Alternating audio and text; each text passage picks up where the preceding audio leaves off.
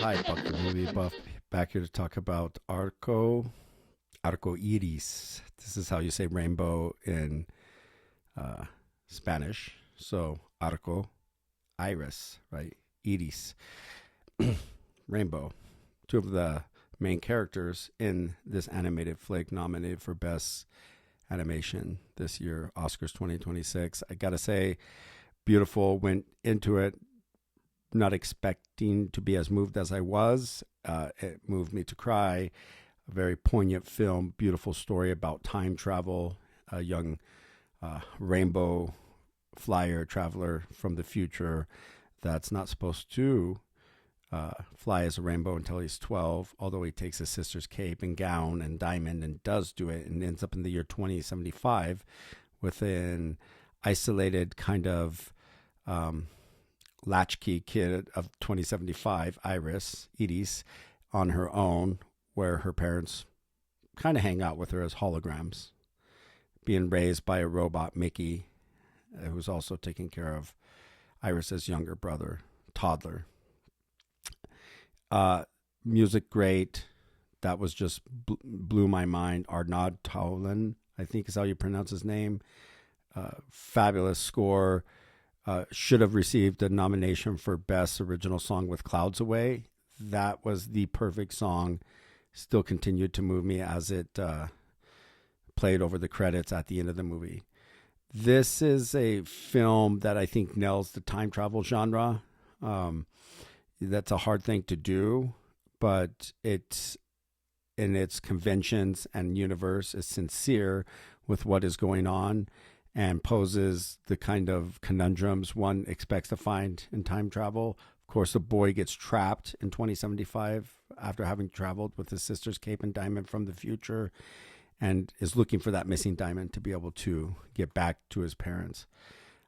You also have this beautiful side story of the robot Mickey, who's raised Iris and her younger brother, getting to be able to save the day, if you will. As always, spoiler alerts on this channel. I'm here to talk about the plot, some of the significance it has to do with the movie or the allegory. No doubt in 2075, massive forest fires burning down around near the town and suburb where they live and are growing up. But Mickey saves them from one of these more towards the end of the film. And in doing so, finds refuge in a cave and being partially destructed from having used his exoskeletal robot figure to hold a fallen burning tree from landing on Arco or Iris or the toddler. He begins to etch away as he's in decline and demise and losing memory, as he puts it, on the cave walls. And when Iris comes to and walks up from behind him and sees her life story on the cave's walls, which also includes Arco, this is part of her story now, Mickey turns to her with his jaw dropped and wires hanging out saying, "I'm losing my memory," and she's crying. Well, this comes into play because shortly after, as Arco and Iris get out of the cave, and Arco still finds trouble to be able to fly as a rainbow and get back to his family in the future, many rainbows begin to appear and they arrive to him. And this is where he sees how much his parents and sister have aged, decades. You know, he's been gone a week or two or whatever probably less than a week in the storyline, I believe. And they've traveled the universe and time and looking for him. And he's crying, but his parents reassure him it's okay because they found him. It's beautiful, very poignant. They even turn and thank Iris because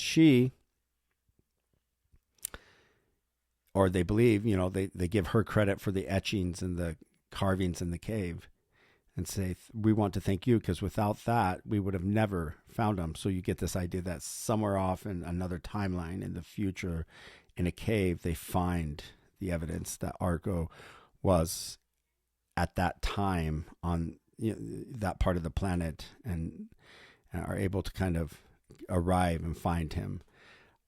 Yes, there I am crying again after having cried with the father robot and its demise, cried now for Arco's aged family and he leaves with them and leaves Edie's to return home, where you kind of see a montage of photographs on her desk and her art, recollecting Arco, but also that she's achieved so many things as she grows up.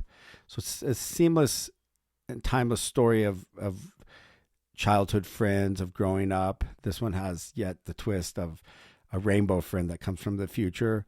But what an amazing Ugo Bienvenu. I'm not sure if I'm pronouncing this French name right, but what an amazing directorial debut for his animated flick that's much in the spirit of Studio Ghibli. And I watched the version in English, right? So in the English version, you have Mark Ruffalo and Andy Samberg, Will Ferrell, Flea of the Red Hot Chili Peppers, which was cool, and Natalie Portman. So amazing flick to see. I think my daughter's almost seen all the animated flicks. She needs to see Zootopia 2, and she's set for the best 5 animated flicks. I was pleasantly surprised and pleased with this flick that we got to see down on the big screen in Denver, Colorado. So with that, get out and see it or stream it. I think it's going to be available on Amazon Prime here soon. And that's all, folks.